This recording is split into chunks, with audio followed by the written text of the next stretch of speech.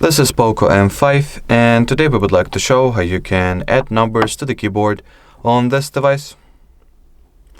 So first of all, you gotta, not first of all. First of all, I'll show how the keyboard looks without the separate number line. From here, you can either tap on this little cog icon at the top, part of the keyboard itself, and go straight to the keyboard settings, or you can also do it the following way by launching the General Settings app, then entering the additional settings, Languages and Input, Manage Keyboard, Gboard.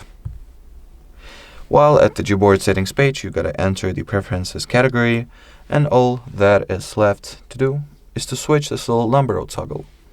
And as we will see now, that will essentially mean that the number line on top of the characters at the keyboard of the smartphone has been successfully activated. Alrighty, so that would be it for this video. Thank you so much for watching, and bye-bye.